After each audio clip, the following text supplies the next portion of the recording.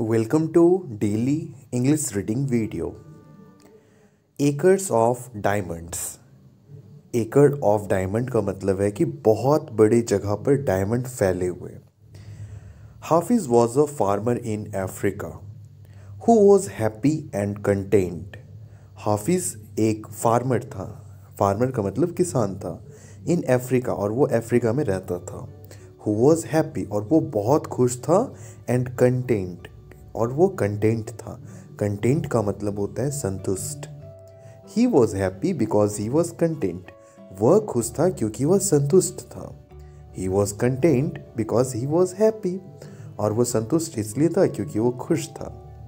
One day a wise man came to him and told him about the glory of diamonds. एक दिन उसके पास एक भला आदमी आए और उनको बोले डायमंड्स के बारे में बहुत सारी बातें उनको बताएं. And the power that goes along with them, और ये भी बताएं कि अगर तुम्हारे पास डायमंड होगा तो उससे तुम क्या क्या कर सकते हो. द वाइज मैन सेड, वो भला आदमी बोला, if you had a diamond the size of your thumb.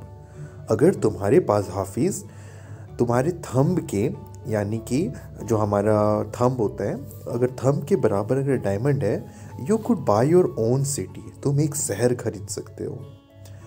If you had a diamond of your size of your fist, और अगर तुम्हारी जो मुट्ठी भर अगर डायमंड है तुम्हारे पास, you could probably own your own country. तुम एक देश खरीद सकते हो. And then the wise man left, और फिर यह बोलकर वह आदमी वहाँ से चला गया. That night Hafiz couldn't sleep, और उस रात हाफिज को नींद नहीं आई. जरा भी नींद नहीं आई रात में. He was unhappy and he was discontented, और वो बहुत नाराज था और बहुत असंतुष्ट था. He was unhappy because he was discontent and discontent because he was unhappy. वह असंतुष्ट था इसलिए वह दुख था. वह दुखी था इसलिए वह असंतुष्ट था. The next morning Hafid made arrangement to sell his farm, took care of his family and went off in search of diamonds. उसके दूसरे ही सुबह, जिस रात उसे नींद नहीं आ रही थी, उसके दूसरे दिन सुबह सुबह उसने अपना सारा कुछ बेच दिया. जितना भी था सब कुछ बेच दिया और निकल गया डायमंड खोजने के लिए. He looked all over Africa, और उसने पूरे अफ्रीका में ढूंढने की कोशिश की. एंड कुडंट फाइंड एनी, पर उसे एक भी डायमंड नहीं मिला. And looked all through Europe and couldn't find any, और सिर्फ अफ्रीका में ही नहीं, इसने पूरे यूरोप में डायमंड खोजने के लिए निकला, पर वहाँ भी इसे कोई डायमंड नहीं मिला. By the time he got to Spain he was emotionally, physically and financially depleted. और जब यह स्पेन पहुँचा, स्पेन एक देश का नाम है, जब ये स्पेन पहुँचा तो ही वॉज इमोशनली, मतलब ये इमोशनली, फिजिकली यानी कि शारीरिक रूप से, और फाइनेंशियली. इमोशनली होता है मतलब मानसिक रूप से, फिजिकली होता है मतलब शारीरिक रूप से, और फाइनेंशियली यानी कि पैसों के मामले में डिप्लीटेड, यानी कि सब तरह से ये बहुत ख़त्म हो चुका था. मतलब ये डायमंड ढूंढने निकला तो बहुत प्रेशर होता है ना माइंड पे, तो दिमाग के तौर पे भी ये बहुत थक चुका था. फिजिकली चल चल कर ये बहुत, इसका शरीर टूट रहा था. एंड फाइनेंशियली, अब आप पूरे देश में घूमोगे तो आपके पैसे तो लगेंगे ना, तो वो पैसे भी इनके ख़त्म हो गए थे ऑलमोस्ट. ही वॉज डिसहार्टेंड, और वह that he committed suicide bye throwing himself in the Barcelona river. और वो उनका दिल इतना टूट गया हाफिज का कि उसने सुसाइड कर लिया. सुसाइड करने का मतलब होता है खुद का जान ले लिया. कैसे? By throwing himself into the Barcelona river. Barcelona एक नदी का भी नाम है, एक जगह का भी नाम है. वहाँ पर इसने एक नदी में कूद कर जान दे दी. Back home the person who had bought his farm was watering the camels at the stream that run through the property. तो हाफिज जिससे अपना ज़मीन बेचा था ना, तो वह आदमी क्या कर रहा था, उस अपने खेत में जो उसका घर था वहाँ पे अपने कैमल को पानी वानी पिला रहा था. कैमल का मतलब ऊँट. ऊँट को पानी वगैरह पिला रहा था. And that run across the property, और अपने उस प्रॉपर्टी में घूम फिर रहा था अक्रॉस द स्ट्रीम, वह पानी के धारा के आसपास. The ray of the morning sun hit a stone and made a sparkle like a rainbow. और फिर सूरज की किरण एक पत्थर पर पड़ रही थी और उस पत्थर से बहुत खूबसूरत चमक निकल रहा था. Just like a rainbow. Rainbow का मतलब होता है इंद्रधनुष, और इंद्रधनुष में 7 कलर्स होते हैं ना, तो वो 7 कलर्स उस पत्थर से निकल रहे थे. ही थॉट, उसने सोचा, the stone would look good in his living room. उसने सोचा कि इसे मैं उठा लेता हूँ और अपने कमरे में रख देता हूँ. कमरा में अगर रहेगा तो कमरे की शोभा बढ़ेगी. He picked up the stone and put it on the mental peace. That afternoon, उसी दोपहर में, the wise man came and saw the stone sparkling. और वही आदमी आया, वाइस मैन भला आदमी आया, और देखा कि वो स्टोन बहुत चमक रहा था. स्पार्कलिंग मतलब उससे चमक आ रही थी बहुत ज़्यादा. He asked, is Hafiz back. उसने पूछा, क्या हाफिज वापस आ गया हीरा ढूंढ कर. द न्यू ओनर, जो नए घर का मालिक था, उसने बोला, no. Why do you ask. तुम ऐसा क्यों पूछ रहे हो उसके बारे में. The wise man said, because that is a diamond. क्योंकि वो जो चमकता हुआ जो पत्थर है ना, वो एक डायमंड है. I recognise one when I see one. The man said, no, it is a just a stone. फिर वो जो नया मकान मालिक था उसने बोला कि नहीं, ये तो बस एक पत्थर का टुकड़ा है. I picked up from the stream. और मुझे वो बगल वाले झरने से, जो नदी बह रही है, वहीं से मुझे मिला. Come, I will show you. बोला कि आइए, मैं आपको और भी दिखाता हूँ. There are many more. वहाँ पर बहुत ज़्यादा स्टोन्स हैं ऐसे. They went and picked up some sample and sent them for analysis.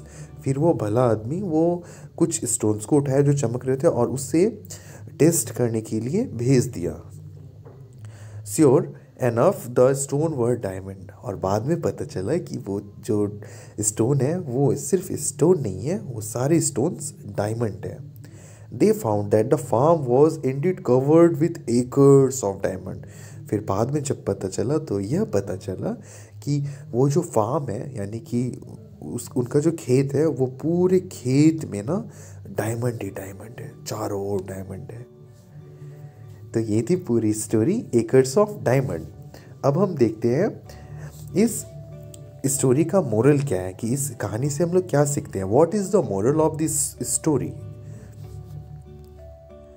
When our attitude is right, जब हमारा एटीट्यूड सही रहता है, we realize that we are all walking on acres and acres of diamond.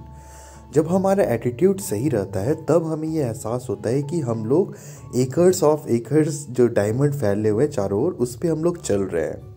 Opportunity is always under our feet. जो opportunities होती है वो हमेशा हमारे पैरों के नीचे होती है.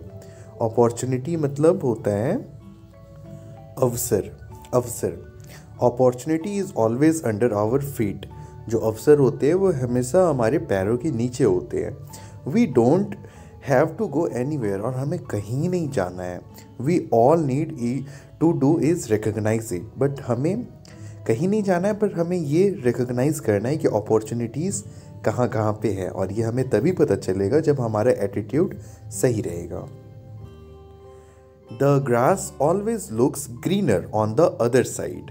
जो घास होती है वो ज़्यादा चमकती है दूसरे साइड से. While we are eyeing the grass on the other side, there are other who are eyeing the grass on our side. They would be happy to trade places with us. तो ये जो दूसरा point है, इसका ये मतलब होता है कि जब कोई भी चीज़ है ना, तो उस पर लाइट जब पड़ती है तो उसके एक साइड में ही लाइट पड़ती है, दूसरे साइड में नहीं पड़ती है. और यहाँ जो तीसरा पॉइंट है इसमें ये लिखा गया है, while we are eyeing the grass on the other side, there are others who are eyeing the grass on our side. They would be happy to trade places with us. और उसे ज़्यादा opportunity दिखेगी. तो इसीलिए हमारा attitude जो है वो सही रहना चाहिए. चौथा पॉइंट है, people who don't know how to recognize opportunity complain of noise when it knocks. और लोग जो अपॉर्चुनिटी नहीं रिकॉग्नाइज कर पाते वो अक्सर क्या करते हैं कि कंप्लेन कर देते हैं कि ऐसा था वैसा था। Lost opportunities are easier recognized when they are leaving rather than when they are coming. तो जो लॉस्ट अपॉर्चुनिटी है, जो अवसर हम खो चुके हैं, वो आसानी से हमें पता चल जाता है जब वो जाता है। तो फिर है छठा moral, opportunity only knocks once. और अपॉर्चुनिटी, अवसर जो है वो सिर्फ एक बार मिलता है किसी को भी। The next one may be better और वर्स, नेक्स्ट टाइम भी मिल सकता है, या तो उससे बेहतर होगा या तो उससे वर्स होगा। वर्स का मतलब खराब होगा। But never the same one, पर सेम कभी नहीं मिलेगा। That is why it is so crucial to make the right decision at right time. इसीलिए बहुत ज़रूरी है कि सही समय पे सही चीज़ किया जाए। A right decision at a wrong time becomes a wrong decision. एक राइट डिसीजन अगर हम गलत समय में ले लेते हैं तो वो एक गलत डिसीजन कहलाता है। So this was 6 moral from this story. I hope आपको ये स्टोरी अच्छा लगा होगा। अब प्लीज़ मुझे कमेंट सेक्शन में बताएं कि आपको कैसा लगा ये वीडियो, और भी अगर कोई आपका सुझाव है तो आप प्लीज़ मुझसे शेयर कीजिए। थैंक यू सो मच यहाँ तक वीडियो देखने के लिए। मैं मिलता हूँ अब आपसे नेक्स्ट वीडियो में। Thank you so much.